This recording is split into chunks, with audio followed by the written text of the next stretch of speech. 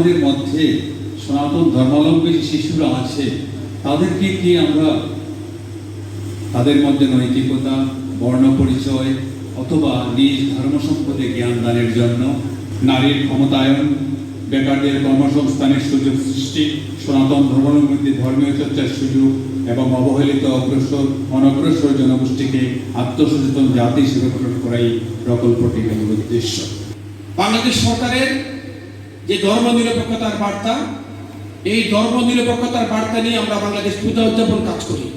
আজকের কর্মসূচি টেকসই উন্নয়ন, অভিষ্ট অর্জন এবং নৈতিক শিক্ষার প্রসারে মন্দির ভিত্তিক শিশু ও গণশিক্ষা কার্যক্রম। এই মূল অংশটি হচ্ছে আপনারা পরিচালিত করেন। আমার কাছে মনে হয় আপনারা খুবই সৌভাগ্যবান এই অর্থে যে আপনারা শিশুদের মূল ভিত্তিটি, যে আপনারাই সবচেয়ে সৌভাগ্যবান, কারণ আপনারা এই একটি শিশুর নীতি নৈতিকতা, তার মনুষ্যত্বটা জাগিয়ে তোলেন।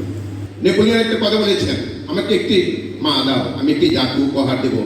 মাই পারে শিশুদেরকে মনুষ্যত্ব জাগিয়ে তার জীবন পরিচালনা করবার জন্য। আমি ছোটবেলা থাকতেই মাকে আগে জিজ্ঞাসা করতাম, মা বাবা বলেছেন, তোমার বাবা যেটা বলেছেন সেটাই করতে হবে। কিন্তু শেষে গিয়ে কিন্তু সিদ্ধান্ত নিতাম, মার কাছে জানতাম মার মতামত কি।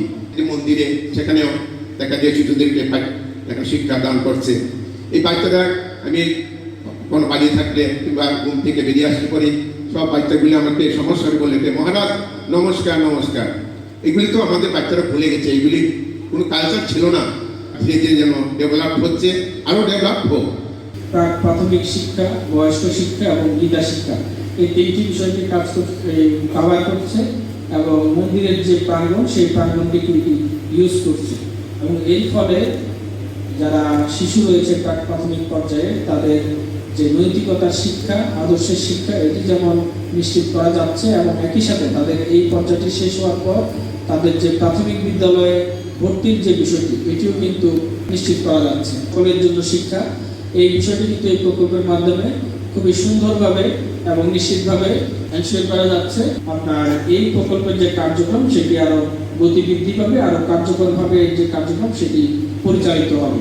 একজন মানুষ হয়তো শিক্ষায় শিক্ষিত হতে পারে, কিন্তু তার যদি নৈতিক শিক্ষা না থাকে, তার মধ্যে যদি সততা না থাকে, তাহলে আসলে এটি কোনো কাজে আসে না সমাজে, রাষ্ট্রে। তো আপনারা এই গুরুত্বপূর্ণ কাজটি, গুরুত্বপূর্ণ দায়িত্বটি আপনারা পালন করছেন।